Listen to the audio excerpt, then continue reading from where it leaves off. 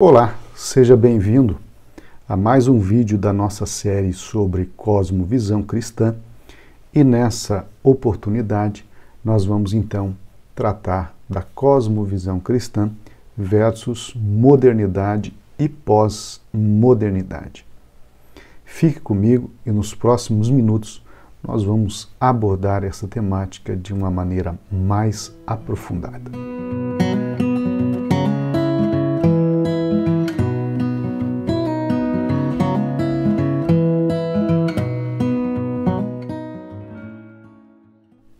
Quando nós falamos de cosmovisão cristã, nós devemos relembrar o fato de que a cosmovisão cristã é uma maneira de pensar o mundo, ou seja, está associado ao processo cognitivo do ser humano. Quando nós falamos de pós-modernidade ou modernidade, estamos falando de dois conceitos que explicam algumas rupturas que houveram na maneira do homem pensar, enxergar o mundo e agir sobre eles. Então, pós-modernidade ou imodernidade não são apenas conceitos associados às mudanças estéticas, mas muito mais que isso. São conceitos que explicam a mudança na maneira como o homem passou a pensar, explicam as rupturas que houveram em relação aos valores vigentes das sociedades e as mudanças ocorridas a partir de alguns avanços. A Bíblia Sagrada fala em 1 Coríntios 2,16, dizendo: mas nós temos a mente de Cristo. Ou seja, o cristão, ele possui uma maneira diferente de pensar. As suas ideias, muitas vezes e em muitas situações, contrariam as ideias, a forma de pensar do mundo. E isso, por si só, exige de nós uma compreensão acerca do fundamento das nossas ideias e por que pensamos dessa maneira. O fundamento, evidentemente, das ideias de um cristão estão nas Escrituras Sagradas, ou seja, na revelação de Deus. Essa revelação de Deus, evidentemente, não exclui o elemento racional, mas o que nós estamos querendo dizer é que o fundamento da cosmovisão cristã são as Escrituras Sagradas e, portanto, transcende a materialidade, enquanto que o que caracteriza a modernidade e a pós-modernidade é o racionalismo, ou seja, as ideias, os conceitos, a moralidade que se fundamenta exclusivamente na razão humana. Então, é esses dois opostos que nós precisamos entender de que modo que se dá essa oposição e por que a cosmovisão cristã é considerada pelos cristãos como a visão correta acerca do mundo, em contrariedade ao que tem ensinado os modernistas e pós-modernistas. E há um ponto a se ressaltar em relação à modernidade e à pós-modernidade, que nem tudo aquilo que houve de mudanças na modernidade e pós-modernidade tem um aspecto ou é visto de maneira negativa por um defensor da cosmovisão cristã. Muito pelo contrário, existem mudanças que aconteceram para o bem da humanidade. O nosso ponto de divergência é em relação a alguns conceitos, algumas ideias, algumas explicações que contrariam, portanto, a cosmovisão cristã. E no decorrer, então, desse vídeo, nós vamos entender um pouquinho melhor esses aspectos. Quando nós trabalhamos a temática da cosmovisão cristã e a modernidade, nós temos que delimitar muito bem qual será o escopo desse estudo para nós não divagarmos muito, de forma muito abrangente sobre essa temática, porque são muitos e múltiplos aspectos que poderiam ser considerados aqui. O ponto que eu quero destacar é aquilo que eu considero essencial para nós entendermos tanto a modernidade quanto a pós-modernidade, e de que modo que as ideias ou os valores da modernidade e pós-modernidade possam entrar em confronto com a cosmovisão cristã. Então, quando nós entendemos essa temática, nós conseguimos nos localizar melhor nesse contexto para entendermos tanto o papel do cristão no mundo quanto o papel da igreja e o modo como os nossos valores eles vão estar em desacordo em alguns aspectos com os valores modernos e pós-modernos e, acima de tudo, de que maneira como que eu posso, como cristão, me posicionar nesse cenário e defender as minhas crenças, os meus valores e os meus ideais enquanto cristão. Para nós entendermos melhor sobre o advento da modernidade, é imprescindível que nós venhamos olhar com cuidado para o contexto europeu do século XVI e entender o que estava acontecendo, seja na área econômica, seja na área cultural, seja na área científica, religiosa, literária e assim por diante. O primeiro ponto que nós devemos olhar para entender a modernidade está relacionada ao surgimento do movimento iluminismo. O iluminismo era baseado em 3 pilares fundamentais, que são os seguintes: a valorização da razão, da racionalidade, a liberdade e o avanço da sociedade em relação ao pensamento racional e à ciência. Observe que esses 3 pilares, eles vão estabelecer aquilo que nós chamamos de base fundamental para o movimento iluminista. Então, o movimento iluminista ele é considerado por grande parte dos historiadores na modernidade como um movimento precursor da humanidade, ou seja, é um movimento que abre caminho para este novo momento que a humanidade passará a vivenciar. Então, o que caracteriza fundamentalmente os iluministas foi o seu empenho, a sua determinação em estender a razão como fonte do conhecimento e das explicações e servindo então como crítica a tudo aquilo que a sociedade vivenciava, seja no aspecto cultural, econômico, político ou religioso, e também era a razão que deveria servir como o guia a todos os campos da existência humana. Você vai perceber que a partir deste momento haverá uma rivalidade entre os empiristas e os racionalistas. Os empiristas, eles defendiam a tese de que o conhecimento ele é oriundo das experiências sensíveis. Então, o John Locke, por exemplo, ele vai dizer que o ser humano ele nasce como uma tábula rasa e à medida que ele vai experimentando o mundo, que ele vai interagindo com o mundo, então ele vai conhecendo, ou seja, vai formando o conhecimento. Já por outro lado, o René Descartes, por exemplo, era um racionalista e ele defendia a tese de que a fonte do conhecimento é a razão.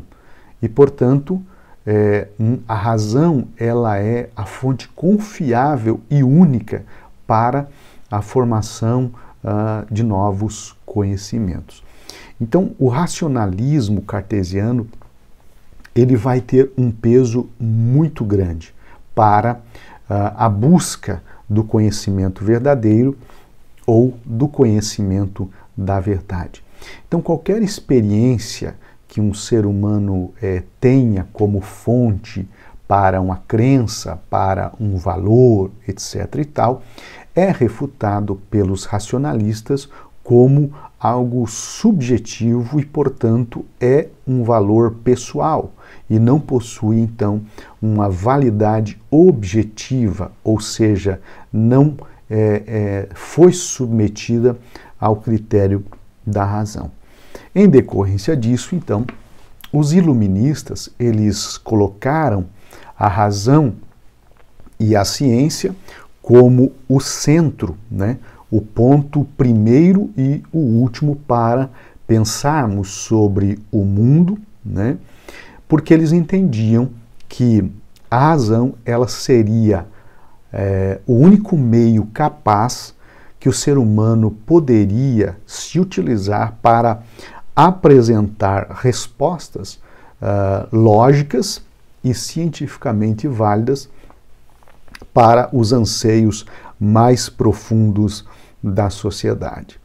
Então, diante disso, né, tudo aquilo que envolve o ser humano em sua existência, seja religião, seja ciência, seja as artes, seja família, trabalho, enfim, tudo, né, deveria então ser submetido aos critérios e avaliação da razão. Então, qualquer menção de Deus, né, ou de alguma verdade metafísica é reputada pelos racionalistas como uma ideia da razão, mas não necessariamente um fato da razão. E isso é interessante porque quando nós distinguimos, né, as ideias da razão, essas ideias elas não necessariamente precisam de uma comprovação para serem ideias verdadeiras. Agora, essas ideias verdadeiras não necessariamente são fatos verdadeiros. E essa distinção ela vai distanciar, então, o pensamento científico do pensamento religioso. Haverá, então, uma distinção que Francis Schaeffer vai chamar dos dois pavimentos. No pavimento de cima, ou seja, espiritual, religioso, moral, fiquem então os valores. No pavimento de baixo ficaria então os fatos, ou seja, na parte de cima, ideias, né? Ideias que não necessariamente são verdadeiras ou são provadas. E na parte de baixo ficaria então os fatos e a razão, ou seja, aquilo que pode ser provado, né, cientificamente. Nós não vamos entrar aqui em detalhes sobre o pensamento científico, mas a grande questão é que aquilo que seria cientificamente válido precisava ser provado empiricamente também, ou seja, haveria a hipótese, haveria o teste e, consequentemente, o surgimento, então, do conhecimento. Aqui é importante destacar que alguns pensadores, eles que acreditavam na existência de um Deus criador, eles tentaram, então, adequar as suas crenças, né, aos valores iluministas, e a partir daí a gente conhece, acaba surgindo então um movimento conhecido como deísmo, que é uma adequação das crenças religiosas, das ideias da razão, portanto, à razão propriamente dita. E esses os valores como igualdade, liberdade e fraternidade é que vão guiar, então, basicamente, o pensamento desses deístas humanistas, digamos assim. A modernidade e a pós-modernidade vão marcar aquilo que nós chamamos, ou vão dar origem àquilo que nós chamamos de sociedade secularizada, que nós vamos tratar mais adiante. Então, no meio acadêmico, há uma longa discussão sobre quando que inicia, quando que termina a modernidade, ou quando que inicia a pós-modernidade, enfim. Mas, independentemente de quando começa ou quando termina outra, o que me preocupa mais e o que eu gostaria de frisar aqui, seriam sobre as diferenças, né, entre uma coisa e outra, né? Então, o nosso interesse aqui ele está para além desse debate entre quando começou a pós-modernidade ou quando terminou a modernidade. O principal ponto que nós vamos destacar aqui é o fato de que esses movimentos eles representaram uma mudança de paradigma, né, na sociedade, no modo como a sociedade compreende os valores religiosos e mais precisamente os valores cristãos, porque a sociedade europeia era predominantemente cristã, ou a sociedade ocidental como um todo é predominantemente cristã até os dias de hoje, mas como que essa mudança de paradigmas com o advento da modernidade e pós-modernidade afetou diretamente a nossa sociedade. E uma dessas mudanças foi aquilo que nós chamamos de secularização da nossa sociedade. Então, conforme você está vendo no slide, alguns defendem, então, que a modernidade tem início por volta do século XVI ao XVIII, outros defendem que ela tem início por volta do século XVIII na Europa, né, onde o protestantismo, a reforma protestante, né, liderada por Martinho Lutero, lá em 1517, vai gerar uma ruptura não apenas na esfera política, mas também na esfera, ou melhor, não apenas na esfera religiosa, mas também na esfera política e na esfera cultural da Europa. E vai marcar um momento no qual as pessoas passaram, então, a ter uma maior liberdade, digamos assim, ou viver uma maior liberdade no aspecto de conhecer as Escrituras, de ler as Escrituras e tomar decisões, digamos, a partir, então, de seus valores pessoais. Então, o protestantismo contribuiu para o surgimento da modernidade, as grandes descobertas nas ciências, né, que acabaram por culminar com aquilo que ficou conhecido como século das luzes. No plano filosófico, então, nós temos o fortalecimento, né, do racionalismo e do positivismo. Nós devemos lembrar que um sociólogo francês chamado Auguste Comte, ele vai dividir a humanidade, ou a história da humanidade, em 3 estados. O primeiro é o estado teológico, onde os seres humanos são basicamente guiados pelo pensamento mítico. Depois, o estado metafísico, que apresenta uma espécie de transição entre o estado teológico e o estado positivo, e o estado metafísico seria esse intermediário, e o positivismo, então, seria o florescimento dos ideais humanos, assentados, então, na lógica, na capacidade humana, na razão, no avanço científico. Então, no plano filosófico, né, a modernidade, ela culmina, então, com o racionalismo, uma valorização da razão em detrimento das crenças, da religião, dos valores espirituais, e no positivismo, que seria, então, essa capacidade humana para intervir nos destinos da história da humanidade.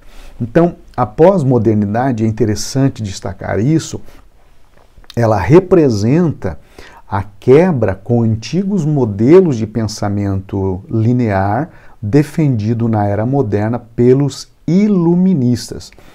Então é importante destacar que a modernidade, ela tinha alguns aspectos fundamentais que perduraram por um longo tempo, na sociedade ocidental, mas que esses aspectos fundamentais, eles começam então a fragmentar-se, a ser desconstruídos a partir da pós-modernidade.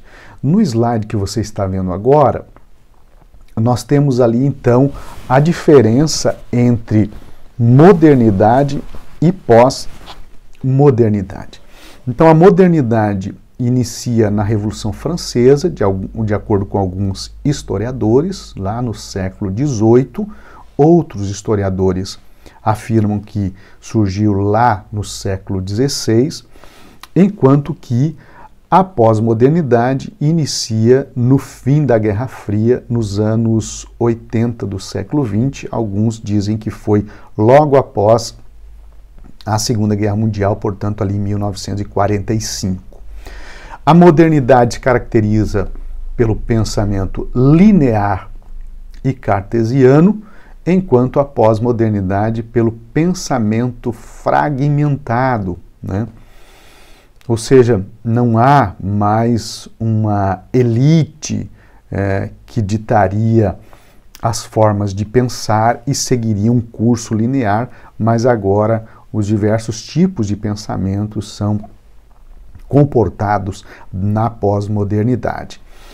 A modernidade se caracteriza pelo plano coletivo em busca do sonho utópico. Há uma valorização da coletividade, né, na modernidade, e isso fica expresso, por exemplo, no pensamento de Karl Marx e outros socialistas ali. E a pós-modernidade, então, se caracteriza pelo individualismo, no qual cada pessoa, em busca de seus prazeres e satisfações individuais, né? E há, então, a forte ênfase na individualidade, na autonomia e por aí vai. Não que no iluminismo não houvesse, mas na pós-modernidade isso se acentua. A modernidade se caracteriza pela busca pela ordem e progresso, né?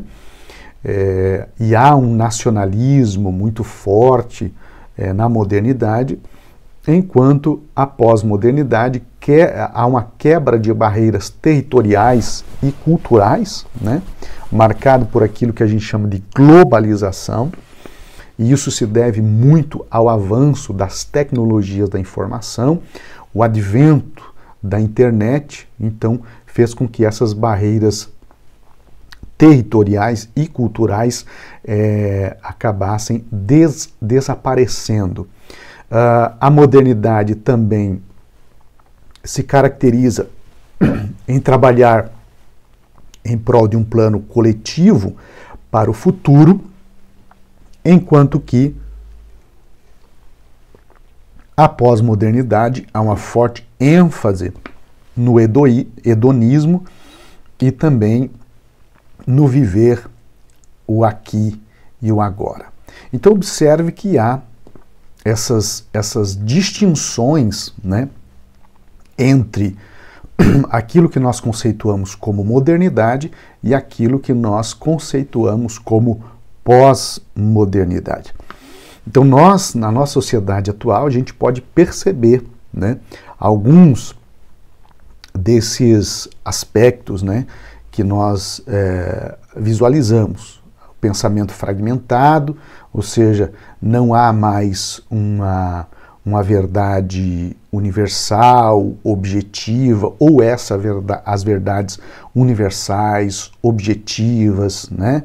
Elas são questionadas porque há uma multiplicidade de formas de pensar, de perspectivas, né? O relativismo tem tido uma influência muito grande. Há, na pós-modernidade, ou seja, a sociedade atual, ela se caracteriza pela forte ênfase na individualidade, na autonomia, né? Ou seja, cada pessoa deve buscar a sua felicidade, independente do que os outros pensem, etc. e tal. Ou seja, estilos de vida dos mais variados possíveis, né? E tudo deve ser aceito. Há também, né, e isso nós estamos acompanhando de modo ainda muito mais intenso no nosso tempo, que é essa quebra de barreiras territoriais e culturais através da globalização. Ou seja, você conhece diferentes culturas, diferentes formas de vida a partir apenas de um clique numa rede social ou num vídeo do YouTube e assim por vai.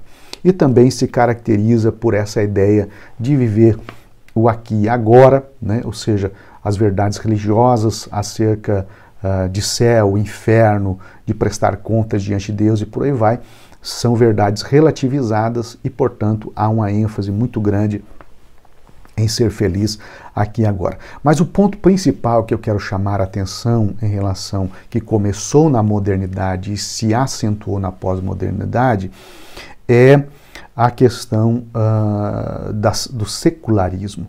Então, de acordo com Alan Johnson, a secularização é o processo de mudança social através do qual a influência da religião e do pensamento religioso sobre as pessoas declina, à medida que é substituída por outras maneiras de explicar a realidade e regular a vida social. Então, se você olhar para o período que antecede a modernidade e também no decorrer da modernidade, você vai ver que a explicação da realidade, né, ela era feita a partir de uma perspectiva cristã, né? Então, aquilo que a sociedade vivia, a religião explicava, ou seja, a religião buscava dar resposta para as situações da vida, para os acontecimentos sociais. Um outro ponto é que a vida social ela era regulada basicamente por um padrão moral religioso, e essas duas questões, tanto as explicações da realidade, tanto quanto a regulamentação da vida social, elas vão dando lugar a outras formas de explicação. Por exemplo, para explicar a realidade material, nós vamos ver o surgimento do naturalismo, que vai explicar que a sociedade é fruto de um longo processo de evolução e aquilo que acontece, sejam as doenças, sejam os conflitos, é ainda parte desse processo de evolução que ainda não terminou, né? A moralidade também seria fruto de uma necessidade humana para regulamentar a sociedade, e aí nós vamos ver escritos como o do próprio Thomas Hobbes, o livro denominado de Leviatã, no qual ele explica o porquê que o homem ele abre mão de sua liberdade e cria o Estado, o governo, enfim, você vai perceber que as explicações para a realidade da sociedade e a maneira como nós vivemos já não é mais uma explicação religiosa, mas é, portanto, uma explicação racional, entre aspas. Então isso significa dizer, por exemplo, que em sociedades secularizadas, os escritos sagrados foram perdendo gradativamente a influência na vida dos indivíduos, tendo que ser revistos e readaptados à realidade do contexto atual.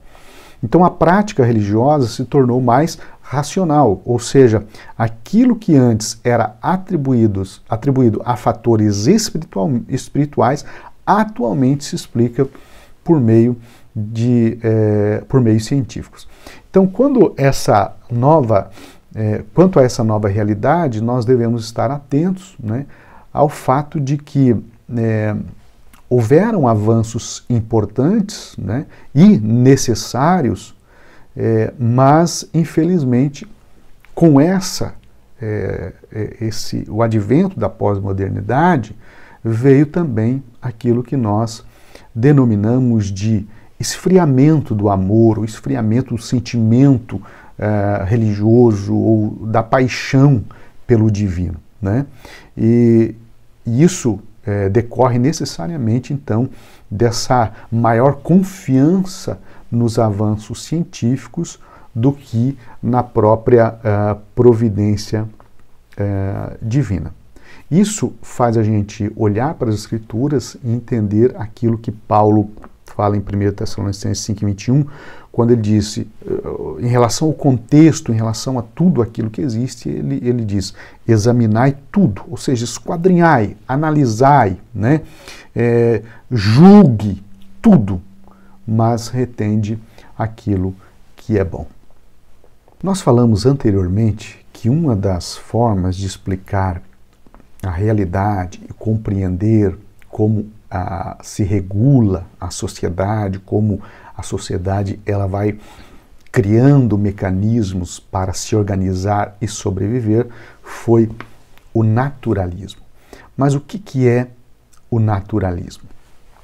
Numa definição simples, o naturalismo é, em oposição ao sobrenatural ou espiritual, a ideia ou crença de que apenas as leis e as forças naturais operam no mundo em extensão, a ideia ou crença de que não existe nada além do mundo natural.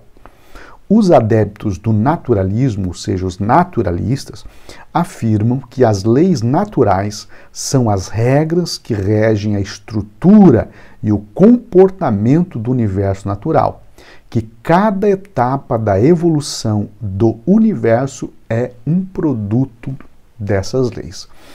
Então, uma das mudanças ocorridas, né, com a modernidade foi a tentativa de explicar a realidade a partir de uma perspectiva natural, ou seja, física, material, palpável. Então, o naturalismo é um movimento tanto filosófico quanto científico que contrapõe diretamente ou está em oposição direta àquilo que nós denominamos de sobrenatural, né, suprassensível, espiritual, né, metafísico e por aí vai. Então, os naturalistas eles vão lançar mão, né, de ferramentas, de conceitos para explicar a realidade material a partir da realidade material. De acordo com o Ferrater Moura, né, pode-se definir o naturalismo como a atitude filosófica ou a doutrina filosófica, ou ambas ao mesmo tempo, que avaliam ser a natureza e as coisas que nela há as únicas realidades existentes. Então observe bem que lá no início nós falamos de ideias da razão. E ideias não são necessariamente realidades objetivas, né, demonstráveis, palpáveis. Ideias, né, para os racionalistas, não são fatos, né, são coisas diferentes.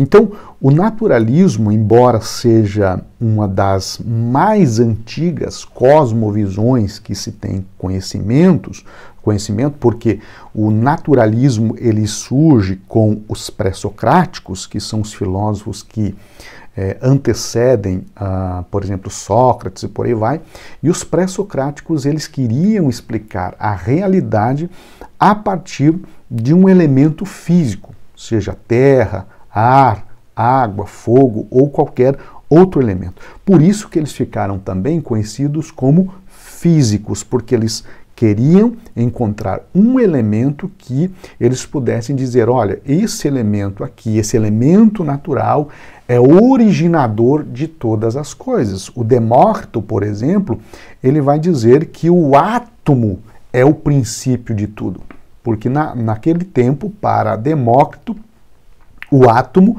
era a menor partícula que havia no universo. Então ele dizia que o átomo era a origem de tudo. Então, se nós observarmos, nós vamos ver que foi passando o tempo e o naturalismo ele ressurge na modernidade com muito maior força e agora ele acaba se tornando, esse movimento acaba se tornando, então, uma das cosmovisões mais influentes da atualidade. Então, o que é a ciência naturalista? Quando nós falamos de ciência, nós estamos falando de conhecimento, resultado de pesquisa, de experimento e por aí vai.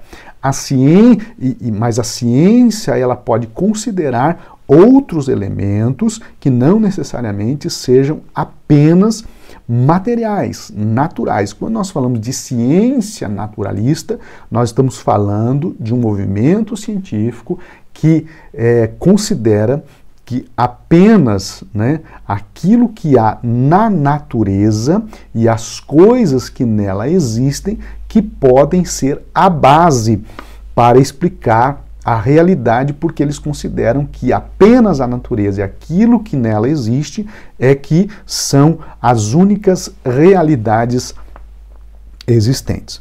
Então, se observarmos com atenção, vamos perceber que essa cosmovisão ela vai ter um impacto direto, né, sobre a vida dos seres humanos, mas também indireto sobre todas as áreas da vida. Então, esse impacto ele vai desde concepções morais sobre aquilo que é certo e errado, sobre aquilo que é justo ou injusto, sobre o que é bom ou mal, vai impactar sobre a religião, sobre a ciência, sobre a educação, sobre a política, sobre o direito, sobre a psicologia e todas as áreas da vida humana. Então, ao negar uma realidade que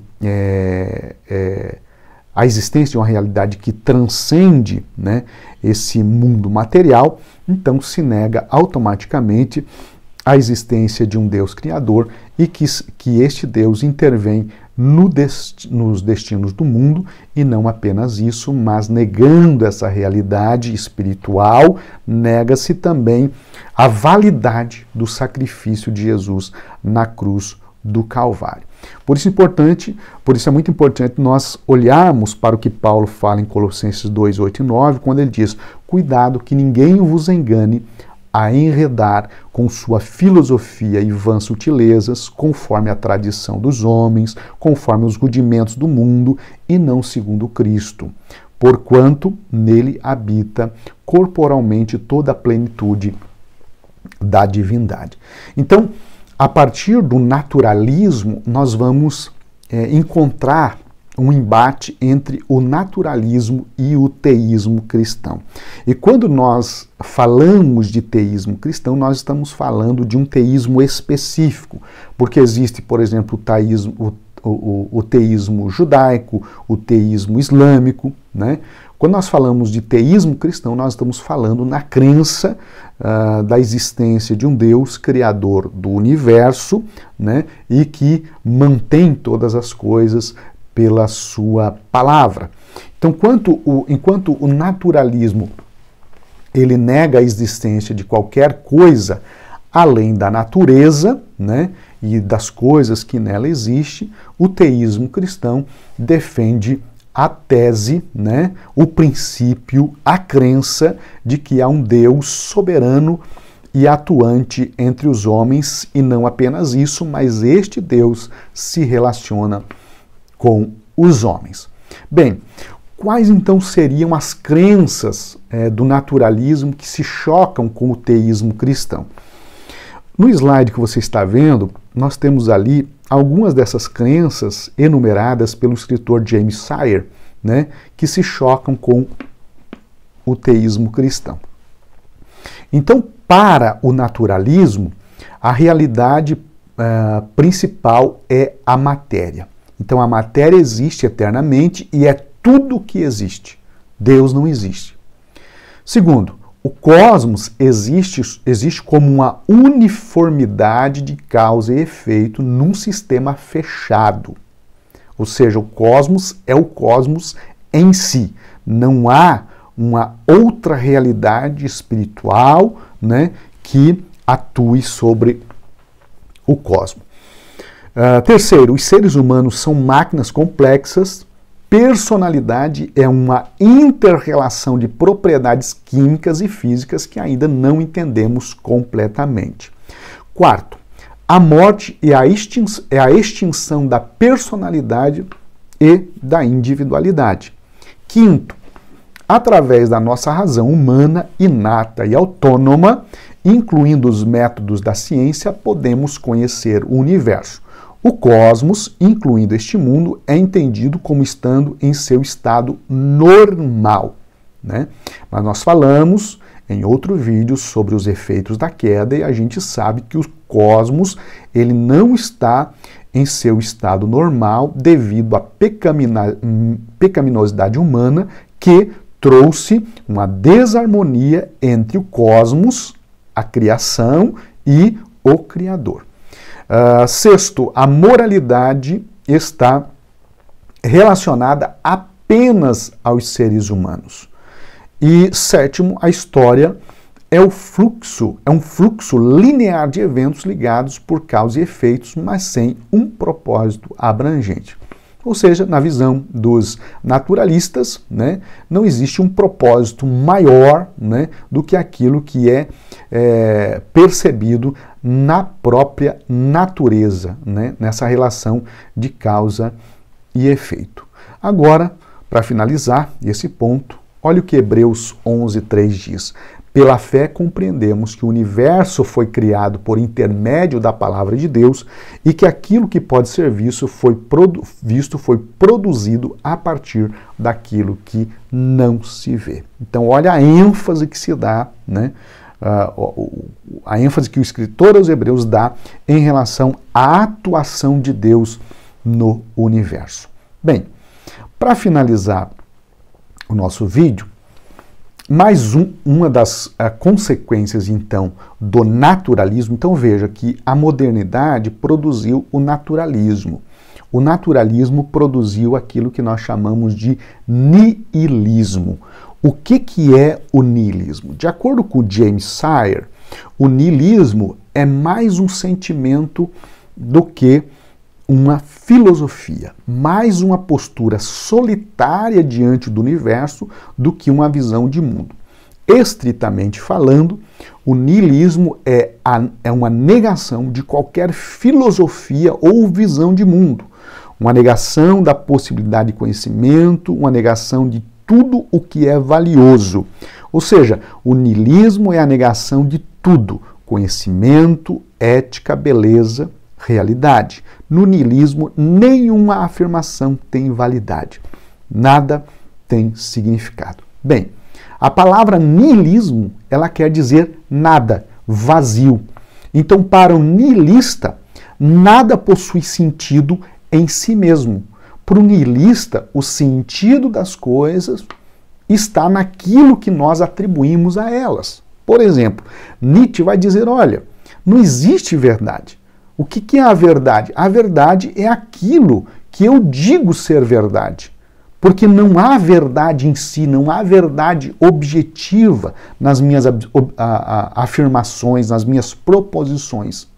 É verdade aquilo que eu digo ser verdade. Então, para o Nietzsche, né, tudo seria uma espécie de metáfora, né? Nada seria, portanto, verdadeiro. E o sentido das coisas, por exemplo, o sentido da palavra amor, né, também é aquilo que eu atribuo à palavra. O conceito de amor, ele não possui um sentido absoluto e objetivo. Ou seja, é um conceito vazio. A relação, ela vai ter sentido se eu atribuo sentido a ela. Por quê? O que existe é o nada. O que existe é o vazio. Nada tem sentido em si mesmo. O sentido é atribuído por nós, pelos seres humanos. Um exemplo disso, para finalizar, é aquilo que nós chamamos de niilismo epistemológico. A palavra epistemologia quer dizer estudo, né, do conhecimento, ou origem do conhecimento, explicação, né, do conhecimento, enfim. E quando falamos de niilismo epistemológico, consiste numa posição ou numa concepção filosófica que defende a teoria de não haver nenhuma certeza que possa servir como base para o conhecimento, né? Quando tratamos, por exemplo, das questões existenciais, os niilistas defendem a ideia de que a vida do ser humano não possui nenhum sentido ou finalidade em si mesma. Ou seja, nossa vida é vazia. Ela só vai ganhar sentido e finalidade se eu atribuir esse sentido e finalidade a ela. E aí eles vão dizer, aí entra o lugar, entra a filosofia, a religião. A religião é verdadeira? Não, a religião é só um meio que o ser humano encontrou para dar sentido e finalidade à vida, né? Por quê? Porque a vida é nada, a vida é vazia, a vida ela não tem sentido e finalidade, é os elementos que nós temos à nossa disposição que conferem, então, sentido à nossa vida. Então, para o niilista, Deus existe? Não, Deus não existe. Deus foi criado para dar sentido à existência humana. Então, observe que essa negação, ela impacta em tudo na nossa vida, na religião, na moralidade e aí por aí vai, né? Então, por consequência, o niilismo, ele nega a existência de princípios morais, de valores morais, né? Porque ele acredita que nenhuma ação pode ser considerada moral e imoral, né? Mas isso está em desacordo com as Escrituras, né? Principalmente, por exemplo, em relação à moralidade, porque a Bíblia ela faz distinção entre o bem e o mal, entre o certo e errado, né? Aquilo que considera atos de justiça, entre aquilo que são atos pecaminosos. Então, em se tratando do fundamento da moralidade, nós devemos ter claro que Deus é o fundamento da moralidade. Não é o ser humano que cria um fundamento para a moralidade, mas o próprio Deus se coloca e é um fundamento objetivo da moralidade. Então, o próprio Nietzsche, né, ele vai afirmar, né, que Deus está morto, né? E na verdade ele está reconhecendo, né, que quando Deus está morto e as pessoas não são culpadas de violar uma lei moral, tudo que elas têm é um sentimento de culpa infundado e insolúvel dentro de sua cosmovisão. Então, para o Nietzsche, essa afirmação da morte de Deus é querendo dizer que não existe pecado, né? Aquilo que o ser humano comete não pode ser considerado atos pecaminosos.